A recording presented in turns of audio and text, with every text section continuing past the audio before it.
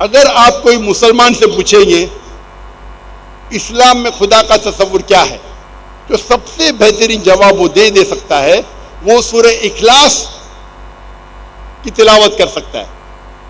सूरा नंबर 112, ये 4 लाइन का डेफिनेशन है। कुल हुवल्लाहु अहद, कहो कि अल्लाह एक है, अल्लाहु समद, अल्लाह जो बेनियाज है, लम यलिद वलम यूलद, ना वो जना है ना किसी को जनता है, वलम यकुल लहु कुफुवन अहद, उसके जैसा कोई नहीं है।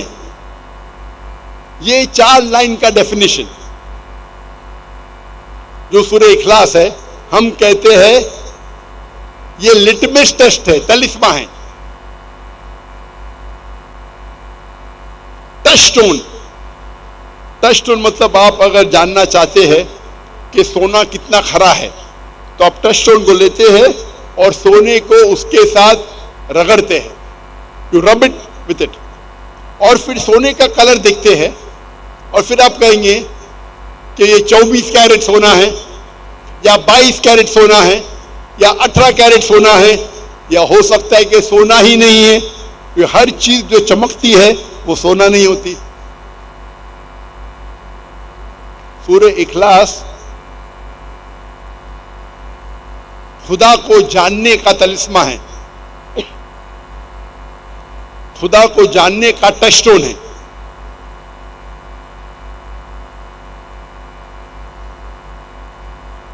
मिसाल के तौर पे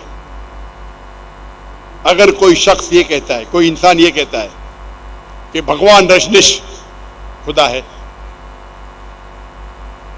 एक हिंदू मुझसे कहा सवाल जवाब के टाइम, हम हिंदू नहीं मानते कि भगवान रजनीश खुदा है। मैंने कभी भी नहीं कहा कि हिंदू मानते हैं कि भगवान रजनीश, मैंने कहा कई इंसान, कई शख्स मानते हैं कि भगवान रजनीश खुदा है। अगर हम भगवान रजनीश को सूरह इखलास के बुनियाद पे जांचेंगे, सबसे पहला कुल हुवल्लाहु अहद, कहो कि अल्लाह एक है।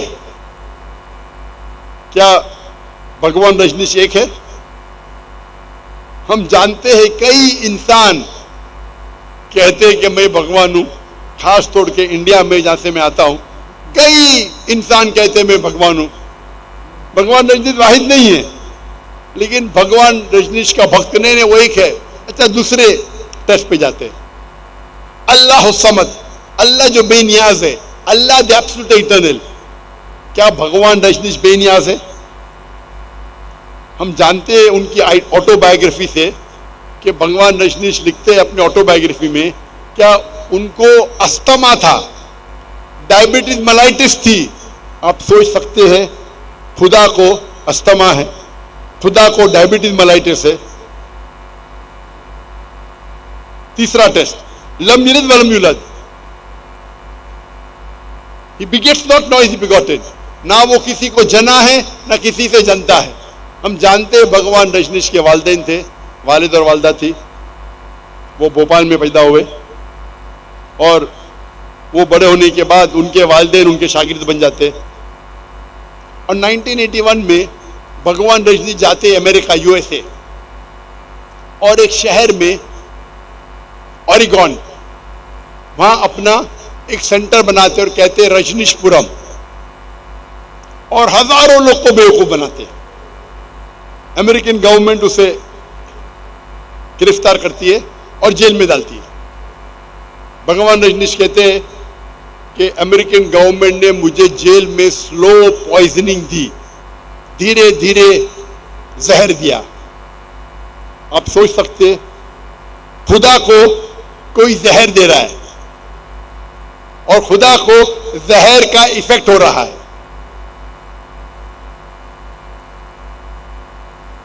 और 1985 में फिर से भगवान रजनीश, जब अमेरिकन गवर्नमेंट उसको निकाल देती है यूएसए से, वो आते हैं इंडिया में, महाराष्ट्र में, और पूना के शहर में अपना सेंटर कायम करते हैं, ओशो कम्यून।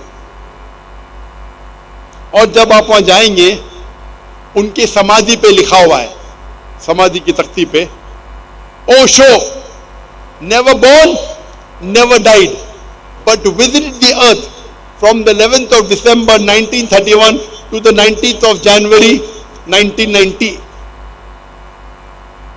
भगवान रजनीश न कभी पैदा हुए न कभी मरे, लेकिन वो इस धरती पे आए घूमने के लिए। 11 दिसंबर 1931 से 19 जनवरी 1990 तक के वो उस तख्ती पे लिखने भूल गए कि भगवान रजनीश को 22 मुमालिक का वीजा नहीं मिला। 22 मुमालिक, आप सोच सकते, खुदा धरती पे आ रहे सैर करने के लिए और खुदा को जरूरत है वीजा की।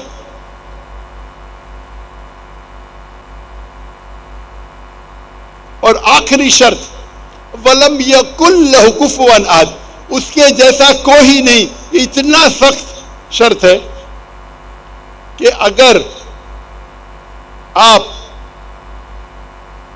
खुदा को किसी भी इस दुनिया में, इस कायनात में किसी के चीज की बराबर कर सके तो वो खुदा ही नहीं है। अगर इस कायनात में खुदा की कोई मिसाल पेश कर सके इस कायनात में, इस दुनिया में, तो वो खुदा ही नहीं। वलम यकुल लहु कुफुवन अहद। अगर कोई कहेगा कि खुदा 1000 गुना ताकतवर है आर्नोल्ड श्वार्ज़नेगर से, आपने नाम सुना होगा आर्नोल्ड श्वार्ज़नेगर, जिसको टाइटल मिला था मिस्टर वर्ल्ड, मिस्टर यूनिवर्स, दुनिया में सबसे ताकतवर इंसान या कायनात में सबसे ताकतवर इंसान। अगर कोई कहता है कि खुदा 1000 गुना आर्नोल्ड श्वार्ज़नेगर से ताकतवर है, अगर आप अल्लाह को किसी इस दुनिया, इस कायनात में कोई भी चीज से कंपेयर कर सके, बराबरी कर सके, तो वो खुदा ही नहीं। चाहे आर्नोल्ड श्वार्ज़नेगर हो, चाहे दारा सिंह हो, चाहे किंग कॉन्ग हो, चाहे 1000 गुना हो, लाख गुना हो या करोड़ गुना हो, वलम यकुल लहु कुफुवन अहद, उसके जैसा कोई नहीं। ये 4 शराइत है सूरह इखलास में। अगर कोई भी इंसान जिस चीज की इबादत करता है, जिसको खुदा मानता है, वो अगर इस 4 शर्तों पे उतरता है सूरह इखलास के, हम मुसलमान को कोई गिला शिकवा नहीं मानने के लिए कि वो खुदा है। तो ये सूरह इखलास खुदा को जांचने का तलिस्मा है, टचस्टोन है। तो जब मुताल्ला करते हैं, जो दूसरी स्ट्रैटेजी है दावा की, तालव इला कलिमतिन सवाइन बैना बैनकुम, आओ हम उस बात की तरफ जो आप और हम में यकसा है। सबसे पहली बात, अल्लाह नाबुद इल्लल्लाह, कि हम सिर्फ अल्लाह की इबादत करें। मैंने साबित कर दिया हूं तकरीबन आधे घंटे से कम में कि जब मुताल्ला करते हैं दिगर मज़ाहिब का, चाहे वो हिंदुइज्म की किताब हो, यहूदियत की किताब हो, ईसाईयत की किताब हो, हम ये साबित कर सकते हैं कि खुदा का तसव्वुर, जो अहम तसव्वुर है, ये सारी मजहबी किताबों में यकसा है कि खुदा एक है, उसके अलावा किसी और की इबादत मत करो। उस खुदा का कोई अक्स नहीं, कोई पेंटिंग नहीं, कोई पिक्चर नहीं, कोई फोटोग्राफ नहीं, कोई तस्वीर नहीं, कोई बुत नहीं। तो हम सब लोग इस बात पे क्यों ना इत्तेफाक करें कि खुदा एक है, उसका कोई अक्स नहीं। और इस तरीके से कई यकसानियत है। नंबर 2 अहम है,